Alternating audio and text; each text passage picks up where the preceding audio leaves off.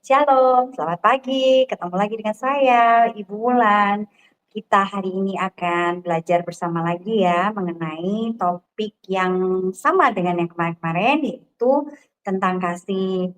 Tapi sebelum itu kita berdoa dulu ya, minta tuntunan Roh Kudus. Mari kita berdoa. Terima kasih Tuhan Yesus untuk semua yang telah Kau berikan pada kami. Dari malam tadi malam sampai pagi ini kami bangun dengan kekuatan yang baru, dengan tubuh yang segar dan siap untuk melayani Tuhan. Sebelum kami memulai aktivitas kami Tuhan, kami mau mendengarkan suara-Mu, kami mau belajar tentang firman Tuhan, supaya kehidupan kami hari ini tidak salah langkah dan kami dapat hidup sesuai dan seturut dengan kehendak-Mu. Terima kasih Tuhan Yesus.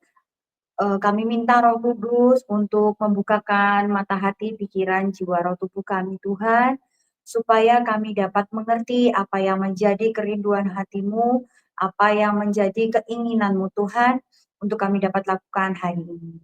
Terima kasih Bapa, terima kasih Tuhan Yesus, terima kasih Roh Kudus. Kami serahkan kehidupan kami selanjutnya di dalam tangan-Mu. Hanya di dalam nama Tuhan Yesus kami berdoa dan bersyukur. Amin. Ya, ini minggu terakhir kita belajar mengenai kasih ya. Kalau awal kita sudah belajar apa itu kasih, kenapa sih penting, sifat-sifat apa yang dimiliki oleh kasih, gitu ya. Dan saya berharap kita semua bisa belajar untuk melakukan, ya. Nah, hari ini kita akan belajar lagi mengenai kasih yang di 1 Korintus 13 ayat yang terakhir. Tapi kita akan baca dari awal ya, supaya mantap gitu ya, mengerti semua. 1 Korintus 13 ayat 1 sampai 13.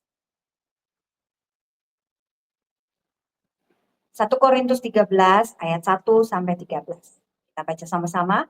Sekalipun aku dapat berkata-kata dengan semua bahasa manusia dan bahasa malaikat, tetapi jika aku tidak mempunyai kasih, aku sama dengan gong yang berkumandang dan canang yang bergemericik. Dan canang yang gemerincing. 2. Sekalipun aku mempunyai karunia untuk bernubuat dan aku mengetahui segala rahasia dan memiliki seluruh pengetahuan, dan sekalipun aku memiliki iman yang sempurna untuk memindahkan gunung, tetapi jika aku tidak mempunyai kasih, aku sama sekali tidak berguna. 3. Dan sekalipun aku membagi-bagikan segala sesuatu yang ada padaku, bahkan menyerahkan tubuhku untuk dibakar, tetapi jika aku tidak mempunyai kasih, sedikit pun tidak ada faedahnya bagiku. 4. Kasih itu sabar, kasih itu murah hati, ia tidak cemburu, ia tidak memegahkan diri, dan tidak sombong. 5. Ia tidak melakukan yang tidak sopan, dan tidak mencari keuntungan diri sendiri. Ia tidak pemarah dan tidak menyimpan kesalahan orang lain. 6. Ia tidak bersuka cita karena ketidakadilan, tetapi ia bersuka cita karena kebenaran. 7. Ia menutupi segala sesuatu, percaya segala sesuatu, mengharapkan segala sesuatu, sabar menanggung segala sesuatu. 8. Kasih tidak berkesudahan. Nubuat akan berakhir, bahasa roh akan berhenti, pengetahuan akan lenyap. 9. Sebab pengetahuan kita tidak lengkap dan nubuat kita tidak sempurna. 10. Tetapi jika yang sempurna tiba, maka yang tidak sempurna itu akan lenyap. 11. Ketika aku kanak-kanak, aku berkata-kata seperti kanak-kanak. Aku merasa seperti kanak-kanak. Aku berpikir seperti kanak-kanak. Sekarang, sesudah aku menjadi dewasa, aku meninggalkan sifat kanak-kanak itu. 12. Karena sekarang kita melihat dalam cermin suatu gambaran yang samar-samar, tetapi nanti kita akan melihat muka dengan muka. Sekarang aku hanya mengenal dengan tidak sempurna, tetapi nanti aku akan mengenal dengan sempurna, seperti aku sendiri dikenal. 13. Demikianlah tinggal ketiga hal ini, yaitu iman, pengharapan, dan kasih. Dan yang paling besar di antaranya ialah kasih. Ya, dari bacaan ini kita akan fokus ke ayat yang ke-13. Demikianlah tinggal ketiga hal ini, yaitu iman, pengharapan, dan kasih. Dan yang paling besar di antaranya ialah kasih.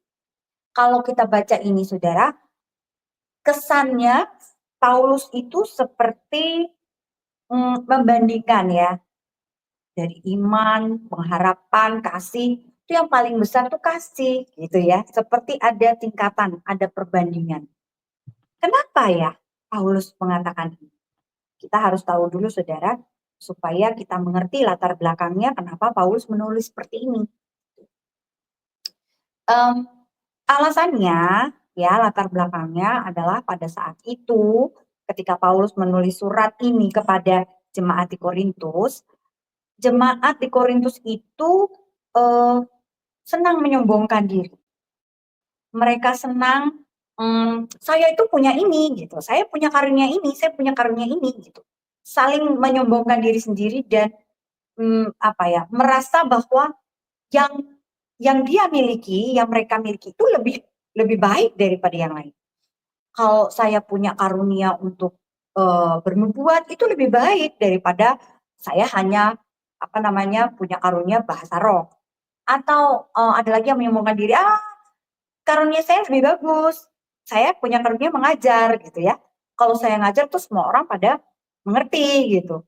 Jadi pada saat itu jemaat-jemaat di Korintus itu menyombongkan diri mereka sendiri bahwa apa yang mereka miliki itu adalah yang paling baik, paling utama, paling penting, paling dibutuhkan gitu.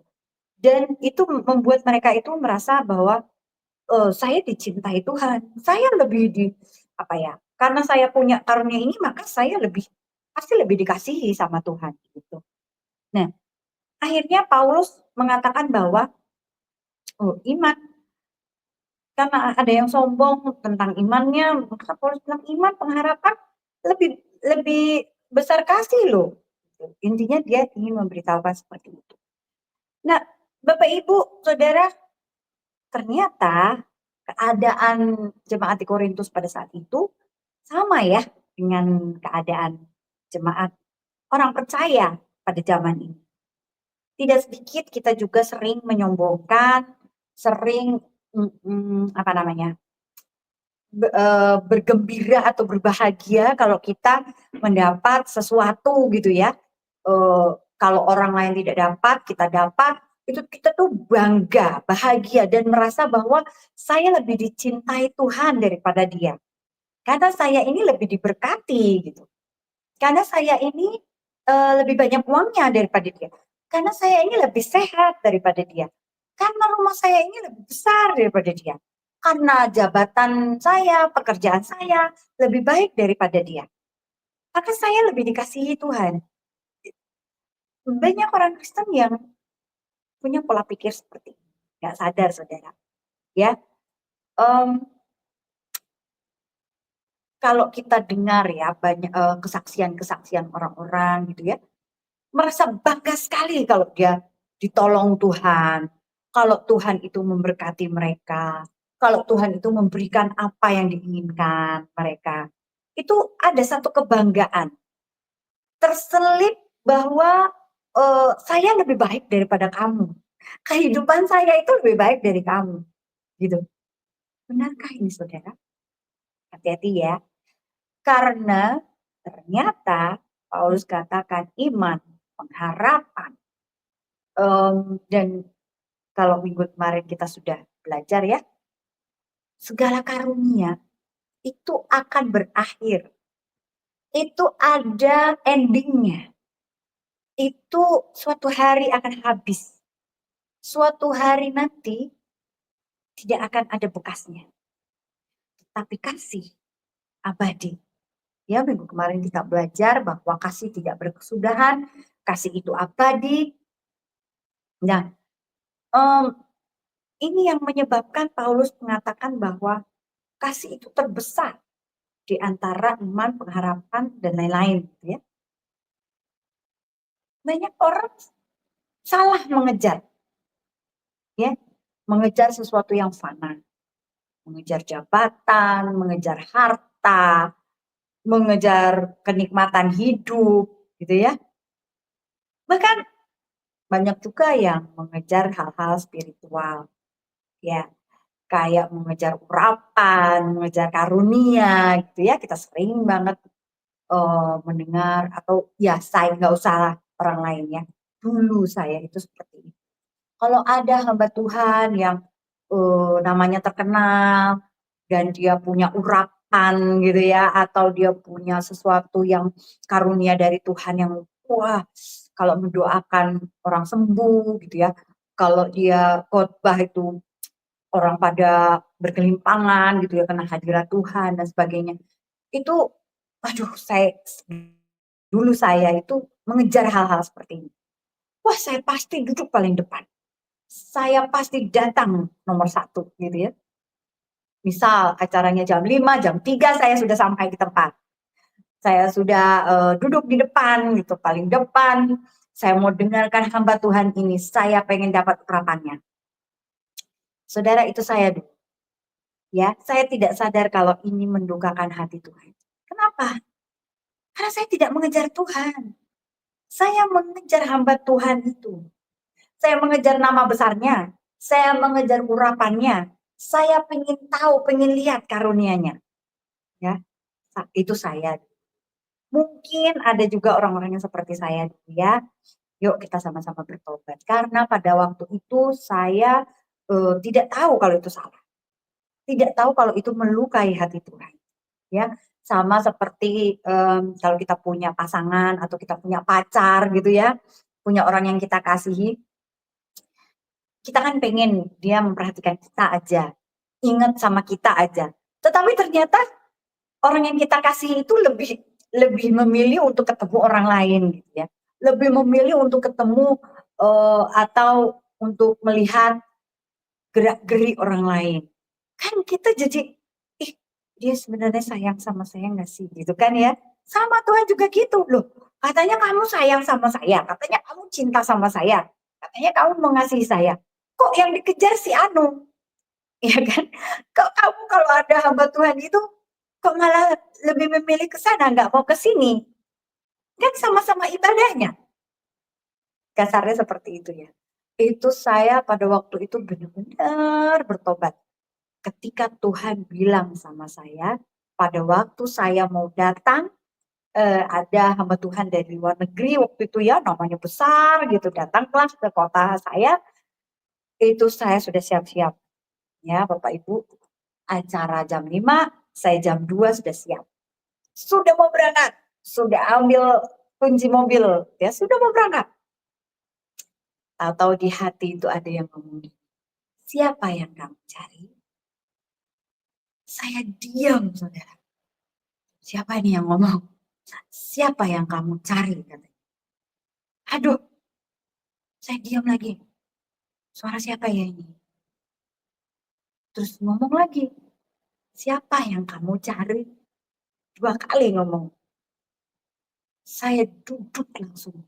Saya minta ampun sama Tuhan. Saya tahu itu suara Tuhan. Tuhan ampuni saya. Ya, saya cari hamba Tuhan. Ya, saya pengen lihat urapannya. Ya, saya pengen lihat karunia-Nya. Benar enggak sih apa yang dibilang orang-orang itu? Saya pengen tahu. Saya pengen lihat benar enggak sih yang diberitakan di media-media sosial bahwa orang ini itu begini, orang ini. Saya pengen tahu Tuhan. Tapi Tuhan sekali lagi nanya, siapa yang kamu cari? Saudara, kalau saudara digitukan, di apa ya, diomongin, diperkatakan seperti itu sama orang yang mengasihi, rasanya gimana sih? Kalau orang yang kamu kasihi, ternyata pergi, lari mencari orang lain, bagaimana rasanya? Itu yang saya rasakan. Aduh Tuhan, maaf, ampuni saya salah. Karena saya mengejar hal-hal yang fana. Segala sesuatu itu akan berakhir kan? Karunianya dia akan berakhir. Yang terus apa namanya urapan-urapannya dia itu kan semua datangnya dari Tuhan. Kenapa saya tidak mencari Tuhan? Kenapa saya malah mencari orangnya, bukan mencari sumbernya? Nah, saudara, banyak dari orang percaya seperti saya dulu. Kalau ada pendeta besar berkhotbah di suatu gereja, lari ke sana. Gereja yang sini sepi. Kalau ada apa namanya penyanyi atau artis, lari ke sana. Ya sebelah sini sepi. Ya, sering kita berbuat seperti itu. Tuhan nggak suka. Yuk, mari kita sama-sama bertobat ya. Tuhan pingin kita mencari Dia, bukan mencari urapannya, bukan mencari karunia-Nya, bukan mencari berkat-Nya, bukan mencari apapun yang diberikan Tuhan. Tetapi kita harus mencari sumbernya. Itu yang Tuhan mau. Pada waktu itu saya belum mengerti. Titik balik saya pada saat Tuhan tanya, siapa yang kamu cari? Sekarang saya mau bertanya juga kepada saudara, siapa yang saudara cari? Apa yang saudara cari? Ya. Apakah kita mencari harta, jabatan, kenikmatan hidup, ya segala yang bermerek, supaya kita itu dianggap punya duit, segala yang bagus-bagus, supaya kita ini dianggap memperhatikan diri, gitu ya. Memang tidak salah, tidak salah. Saya tidak menyalahkan orang-orang yang pakai baju bermerek. Saya pun suka, tidak salah. Kalau ada uangnya, kalau nggak ada ya jangan diada-adakan, gitu ya. Kalau kita punya penghasilan itu hanya cukup untuk membeli apa namanya nasi, ya sudah belilah nasi, nggak usah beli kentang, beli ini, beli itu, yang akhirnya uangnya habis, malah tidak bisa dipakai untuk yang lain, tidak bisa dipakai untuk menolong orang lain. Ini yang salah, ya. Apa yang kita punya, apa yang kita miliki, apa yang Tuhan kasih ke kita, itu harus kita bagi dengan orang lain. Kalau Alkitab mengatakan supaya ada keseimbangan, bahwa orang yang diberi lebih memberikan kepada orang yang diberi lebih sedikit, supaya ada keseimbangan hidupnya. Itu. Jadi tidak boleh kita habiskan semua karena itu bukan punya kita. Kita ini adalah manajer, orang yang mengelola, ya.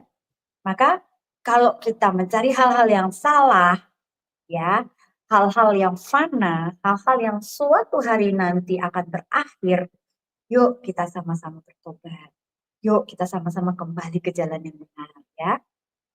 Bahwa hal-hal yang seperti ini jangan apa ya, dibesar-besarkan, dijadikan bahan untuk eh, menghakimi orang lain, untuk merendahkan orang lain, untuk membuat diri sendiri itu lebih baik dari orang lain. Enggak.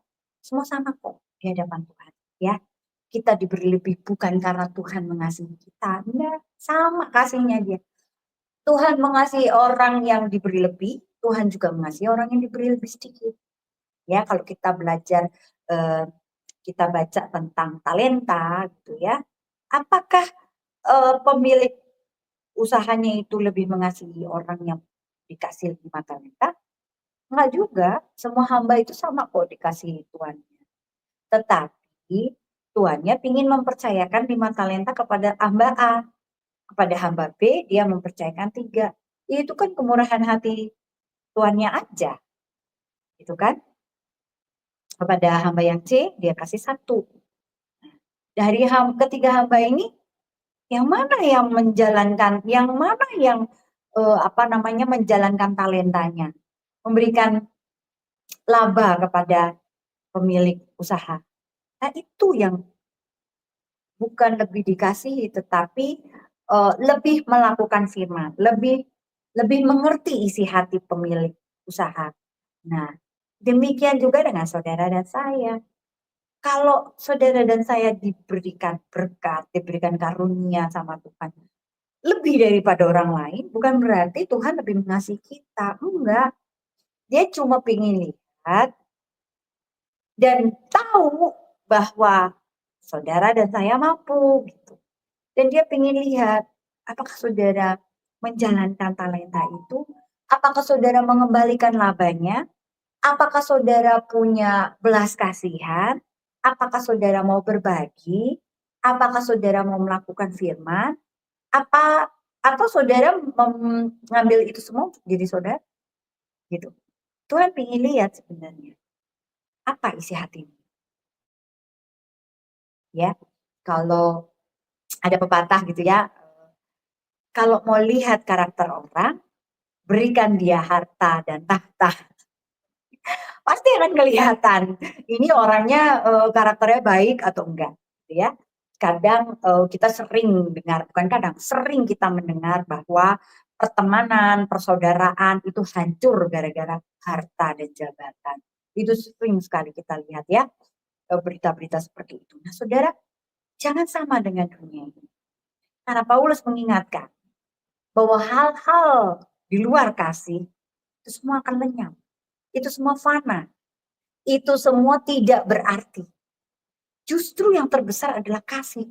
Oleh karena itu, yuk kita mengejar kasih. Begitu kalau kita baca dari 1 Korintus 13 ayat 1 sampai 13 ya, kesimpulannya seperti itu. Paulus mengatakan bahwa kasih itu begini, kasih itu begitu, kasih itu dan lain-lain. Intinya, ayo kita mengejar kasih. Karena itu sebenarnya poin daripada keseluruhan Alkitab. Bahwa Allah mengasihi umatnya. Bahwa Allah mengasihi makhluk ciptaannya. Dan dia ingin supaya roh kita kembali kepadanya suatu hari nanti. Itu kasih. Oleh karena itu, yuk kita kejar kasih. Gitu ya. Nah, sebelum kita melihat kenapa sih kasih ini yang terbesar? Kenapa Paulus bisa bilang begitu? Apa iman itu nggak baik? Apa iman itu kurang? Ya, apa pengharapan itu kurang besar? Ya, untuk menjawab ini kita lihat dulu arti dari iman. Ibrani 11 ayat 1. Kita mungkin sering sekali baca ini ya, tapi nggak apa-apa, kita baca sekali lagi supaya kita lebih memahami lagi apa sih iman itu. Ibrani 11 ayat 1. Iman adalah dasar dari segala sesuatu yang kita harapkan dan bukti dari segala sesuatu yang tidak kita lihat. Iya, iman ini luar biasanya adalah apa yang tidak kita lihat, apa yang tidak ada dasarnya gitu ya untuk kita percaya, tapi bisa lo percaya. Itu iman. Kita belum lihat nih, tapi kita percaya dia ada di sana. Kita belum tahu nih, tapi kita percaya pasti akan terjadi. Itu iman. Kita nggak lihat Tuhan nih, kita nggak lihat Yesus nih. Karena Yesus hidup 2000 tahun yang lalu, tapi kita percaya ada Yesus datang ke bumi 2000 tahun yang lalu di Bethlehem. Kita percaya bahwa Yesus lahir menjadi bayi dan akhirnya menjadi dewasa dan mati disalib untuk kita. Kita percaya itu, walaupun kita tidak melihat. Ya, kita hanya membaca dari Alkitab bahwa ada peristiwa seperti itu. Bahwa ada kasih Allah seperti itu. Bahwa Allah memberikan putranya yang tunggal, Tuhan Yesus, untuk kita menebus dosa-dosa kita, itu ada di Alkitab dan kita percaya. Ya. Kalau ada yang nggak percaya, nggak apa-apa, nggak kelihatan kok. Apa ada yang lihat? Coba, kalau kita tanya ya setiap manusia dari ujung apa namanya setiap pulau gitu ya, setiap pulau ditanya, setiap benua ditanya, lihat Yesus nggak waktu disalib? Pasti nggak ada yang lihat, nggak ada. Karena itu kejadian sudah 2000 tahun yang lalu. Ya kan? Apa benar kejadian itu? Ya kan? Banyak orang menyaksikan.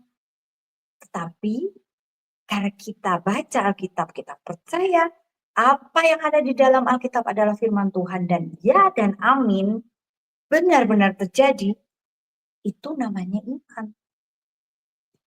bahwa kita tidak melihat, tapi kita percaya. Itu luar biasa, Saudara. Ya, kalau kita ditanya, "Kenal nggak sama Presiden Zimbabwe?" Ya enggak lah, kita nggak pernah tahu, namanya aja nggak tahu, tapi percaya nggak ada presiden di sana? Ya percaya, wong ada negaranya, ada rakyatnya, ya kan? Sama seperti itu. Tidak melihat tapi percaya, itu iman. Nah, masalahnya adalah banyak banyak dari kita juga meletakkan iman di tempat yang salah, ya. Sama seperti tadi bahwa kita percaya kalau apa namanya, kita diberkati, kalau kita ini sukses, kalau kita ini baik-baik saja, kalau kita ini sehat, kalau kita ini, mmm, apa namanya, penghasilannya baik, kalau kita ini pekerjaannya baik, bahwa maka Tuhan mengasihi kita. Kalau kebalikannya yang terjadi, kita ini nggak punya uang, miskin, kita ini nggak punya kerjaan, kita ini, apa namanya, hidupnya biasa-biasa aja, pas-pasan, maka Tuhan tidak mengasihi saya. Ini iman yang salah, ya, saudara hati-hati. Letakkan imanmu di tempat yang benar. Bahwa kita beriman, kita percaya, walaupun tidak ada dasarnya, percayanya sama Yesus, bukan sama hal-hal yang apa ya, dikatakan orang gitu ya. Orang bisa aja ngomong, "Ah, kamu hidupnya pas-pasan gini kok merasa dikasihi Tuhan." Tuhan tuh pasti akan membawa from glory to glory katanya. Dari kemuliaan ke kemuliaan. Entar dulu, konteksnya apa dulu gitu. Enggak gitu. Itu bukan iman yang pada tempatnya gitu ya. Kita iman yang pada tempatnya itu adalah kita percaya Yesus mati di salib untuk menebus dosamu dan dosa saya, supaya roh kita kembali ke surga, kembali ke Allah. Itu iman. Maka kita percaya janji-janji Yesus. Ya, bilur-bilurnya menyembuhkan. Menyembuhkan apa? Oh, penyakit, semua penyakit. Penyakitmu apa? Sakit fisik, sakit psikis, sakit pikiran, sakit apa? Karakter, sakit apa? Semua penyakitmu akan sembuh. Karena Yesus mengatakan bahwa bilur-bilurnya menyembuhkan. Artinya apa? Bahwa Yesus disalib menyembuhkan saudara dan saya. Kalau kita percaya pada peristiwa penyaliban itu. Kalau kita percaya pada kejadian itu, bahwa Yesus disalib untuk saudara dan saya, untuk menyembuhkan saudara dan saya, bukan untuk membuat saudara dan saya kaya, bukan untuk membuat saudara dan saya itu hidup, apa namanya, menikmati kenikmatan hidup, enggak. Bukan supaya saudara dan saya itu punya barang-barang branded, no. Ya, iman kita sebatas Yesus mati di salib untuk menebus dosa saya, supaya roh saya kembali ke Allah, supaya hidup saya pulih karena bilur-bilurnya menyembuhkan semua penyakit saya. Itu, Bu, penyakit miskin kan bisa sembuh, Bu.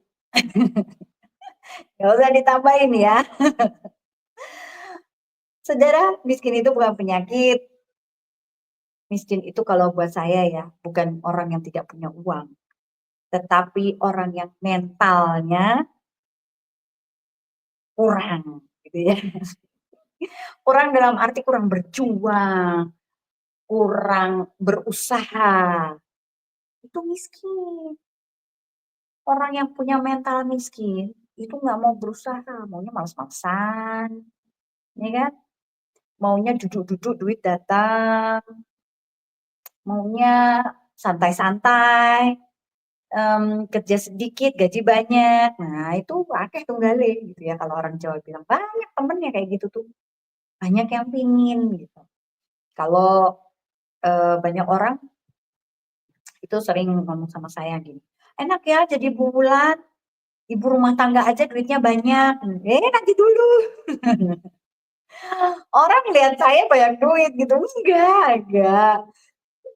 Eh, ada apa kata-kata di apa status WA gitu ya.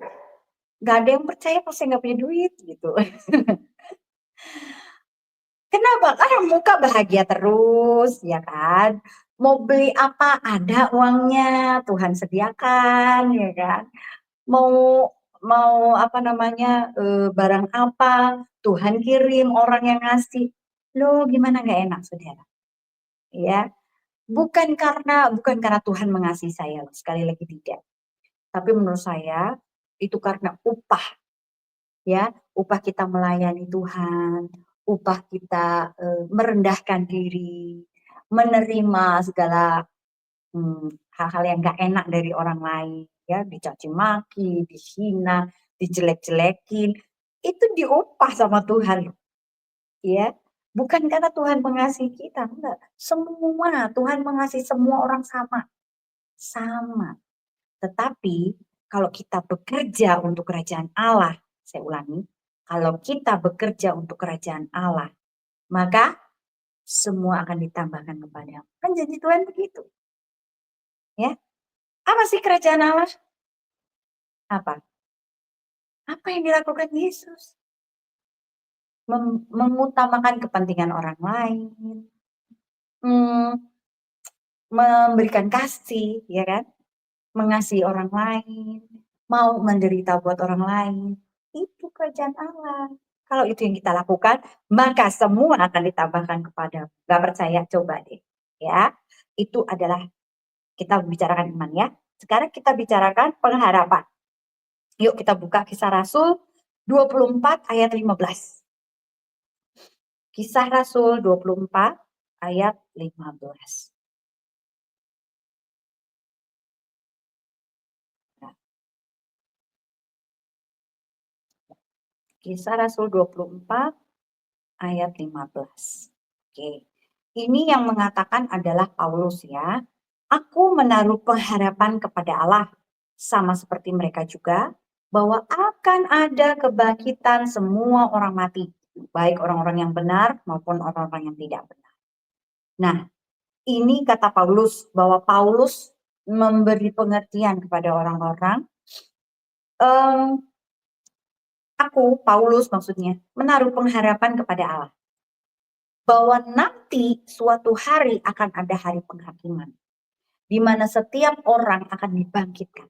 Mau orang baik, mau orang jahat, mau orang benar, mau orang salah, mau orang cacat, mau orang nggak cacat gitu ya. Semua akan dibangkitkan pada satu hari itu dan semua akan dihakimi oleh Allah.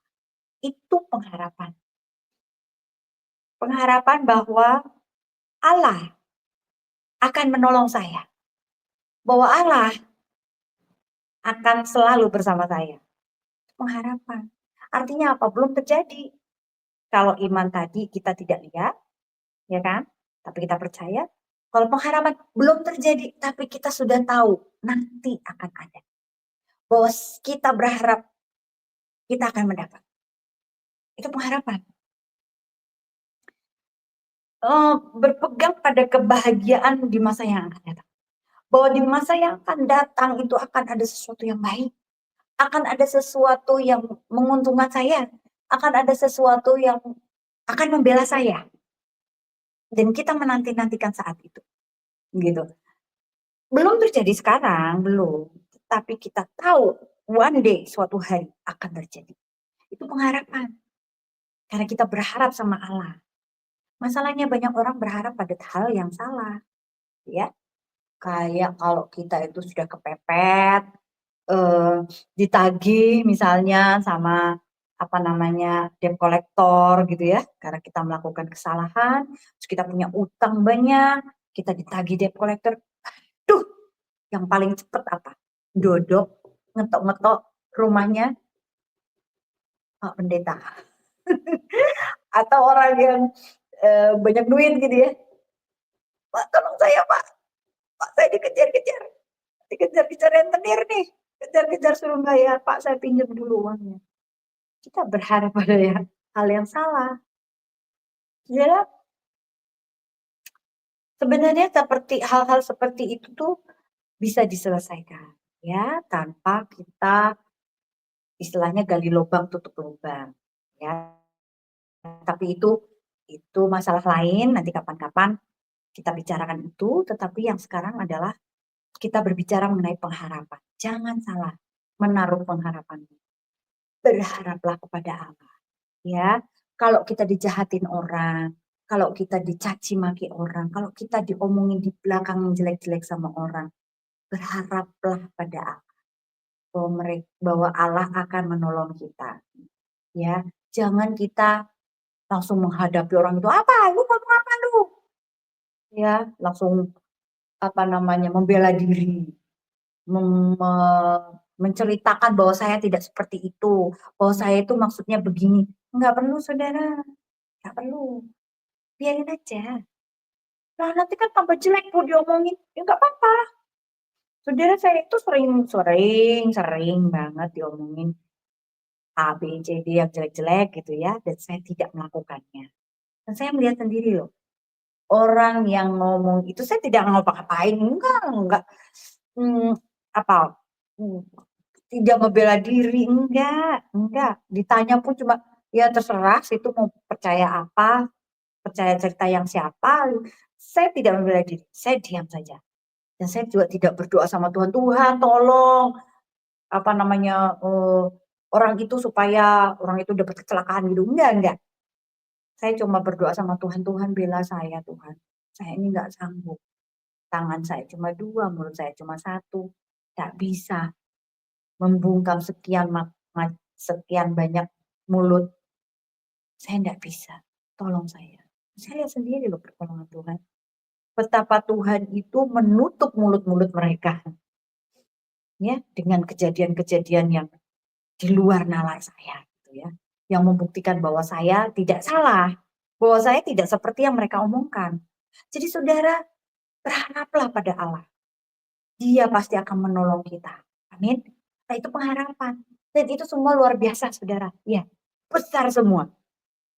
Maksudnya orang yang beriman kepada Tuhan, orang yang punya pengharapan kepada Allah, itu pasti orang-orang yang besar, orang-orang yang luar biasa gitu ya, kuat, terus, mmm, pasti auranya gitu ya, karismanya gitu ya, kan luar biasa. Tapi Paulus mengingatkan, tidak ada yang lebih besar dari kasih. Iman lewat, pengharapan lewat, semua lewat, kasih yang maju. Hebat ya saudara. Nah kita belajar ya, iman yang sedemikian bisa memindahkan gunung, ya kan? Bisa Yesus katakan, "Punya iman biji sesawi aja, bisa memindahkan gunung, bisa ngomong sama gunung, tercampaklah kamu ke laut." Luar biasa, karismanya, wah, tidak ada tandingannya. Tapi Paulus katakan, yang terbesar adalah kasih, iman lewat, pengharapan lewat, kasih. Kenapa? Kasih ini yang terbesar, saudara. Jawabannya cuma satu, karena kasih adalah karakter Allah.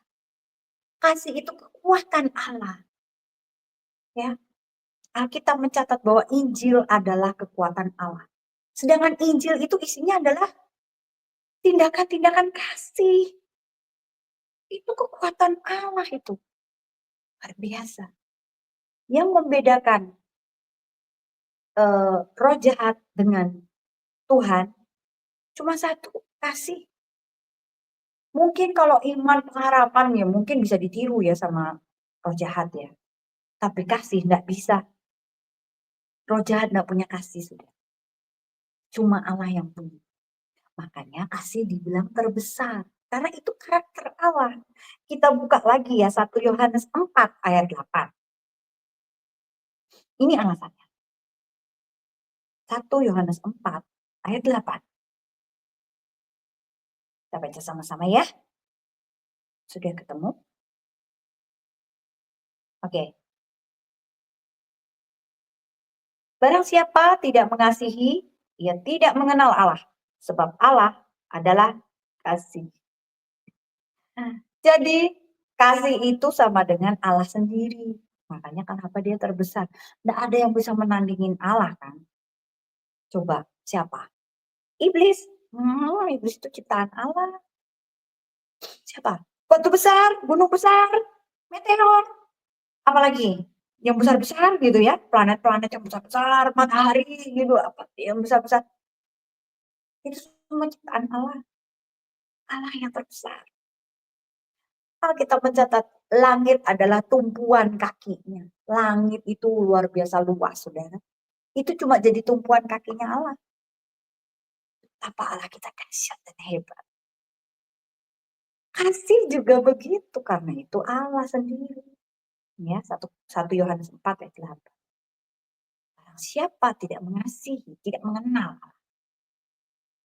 Karena Allah adalah kasih. Jadi kalau saudara ngaku orang Kristen, ngaku orang percaya, tapi tidak bisa mengasihi musuhmu, tidak bisa mengasihi orang yang menjahati kamu, tidak bisa mengasihi orang yang curang sama kamu, maka kamu bukan orang percaya. Kamu tidak mengenal Allah. Karena Allah adalah kasih. Barang siapa percaya sama Allah, dia pasti melakukan kasih. Barang siapa ngomong saya percaya Tuhan Yesus, maka dia pasti mengasihi. Ya, itu yang pertama. Yang kedua, kasih itu sempurna. Kita buka di Matius 5 ayat 48. Matius 5 ayat 48.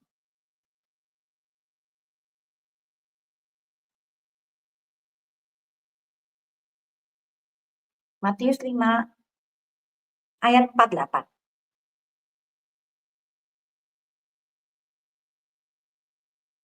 Matius 5 ayat 48 ya. Karena itu haruslah kamu sempurna, sama seperti Bapamu yang di surga adalah sempurna. Ya saudara, karena Bapa kita adalah sempurna, maka kasih juga sempurna kan? Kan Bapa sama dengan kasih, Allah sama dengan kasih. Nah, kasih itu sempurna. Jadi kalau sudah mengasihi, sudah melakukan kasih, ya sudah, lengkap, sempurna, penuh, enggak butuh apa-apa lagi. Ya, itulah kasih. Yang ketiga, kenapa kasih itu terbesar? Karena kasih itu kekal selama-lamanya. Ada di 1 Yohanes 4 ayat 16. Kita sudah membaca ini semua, tapi tidak apa-apa kita baca lagi ya. 1 Yohanes 4 ayat 16.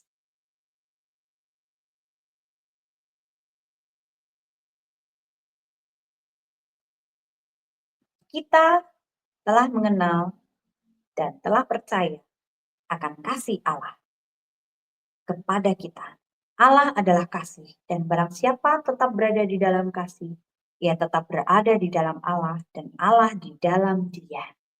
Ya, kekal sekali bahwa Allah kita itu Alfa dan Omega. Tidak ada awal, tidak ada akhir. Selama-lamanya ada. Maka kasih itu juga kekal. Ya, banyak orang ingin menjadi terkenal, terbesar, paling hebat, paling gitu ya, pengen jadi sempurna, terus mengejar hal-hal yang salah, mengejar kekuatan, mengejar nama baik, mengejar jabatan, mengejar uang, kekayaan, harta benda, apalagi kenikmatan hidup. Nah, semuanya dikejar supaya mendapatkan yang terbesar, terbaik, ter semua. Salah. Menurut Alkitab, apa yang harus dilakukan supaya kita bisa menjadi sempurna, menjadi gitu ya. Kita buka ayat terakhir ya. Matius 19 ayat 21. Supaya saudara jangan salah lagi mencari ya. Kalau kita mau jadi yang terbesar, terbaik, terlengkap, tersempurna, nggak butuh apa-apa lagi ya, sempurna, sudah utuh, sudah penuh, sudah dewasa. Nih yang harus dilakukan nih. Matius 19 ayat 21. Kata Yesus kepadanya, "Jikalau engkau hendak sempurna, pergilah, jualah segala milikmu dan berikanlah itu kepada orang-orang miskin. Maka engkau akan beroleh harta di surga. Kemudian datanglah kemari dan ikutlah aku." Luar biasa ya saudara. Saudara harus lepaskan semua hal. Saudara harus lepaskan semua milikmu. Jual semuanya itu. Bagikan pada orang miskin. Pada orang-orang.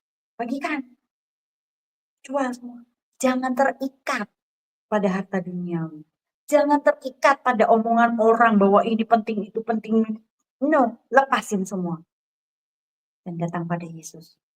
Ikut apa yang Yesus lakukan. Amin, saudara. Itulah kasih. Itulah tindakan nyata dari kasih. Bukan sekedar ngomong, bukan sekedar pemikiran, bukan hanya di mulut, bukan hanya nyampe di pikiran, tapi lewat kata-kata, lewat perbuatan, lewat sikap, lewat pengorbanan, lewat kerelaan, lewat penderitaan, menyalibkan diri sendiri. Itulah kasih, itulah yang terbesar. Amin, saudara. Yuk kita belajar melakukan ya. Baik, firman Tuhan saya cukupkan sampai di sini. Kiranya Tuhan Roh Kudus yang akan mengingatkan saudara, mengajarkan saudara lebih lagi, sehingga saudara bisa melakukan dalam kehidupan sehari-hari. Ya, mari kita berdoa. Terima kasih Tuhan, terima kasih untuk firman-Mu yang luar biasa pada kami. Kami belajar mengenai kasih bulan ini Tuhan, dan kami mau Tuhan untuk melakukannya. Ajar kami Yesus, untuk kami dapat melakukan kasih seperti yang Engkau telah teladankan, seperti yang telah Engkau contohkan Tuhan, sehingga apa yang kami lakukan membuat Tuhan berkenan kepada kami. Terima kasih Bapa, kalau kami mempunyai pengertian yang salah selama ini, ampuni kami Tuhan, dan tolong kami Tuhan, supaya kami dapat melakukan segala sesuatu dengan berdasarkan pada pengertian yang baru, sehingga kami tidak salah langkah lagi. Terima kasih Bapa di surga, terima kasih Tuhan Yesus, terima kasih Roh Kudus untuk semua yang telah diberikan kepada kami. Dalam nama Tuhan Yesus kami berdoa dan bersyukur. Mari yang sudah terima berkat Tuhan sama-sama katakan amin. Puji Tuhan, sampai bertemu.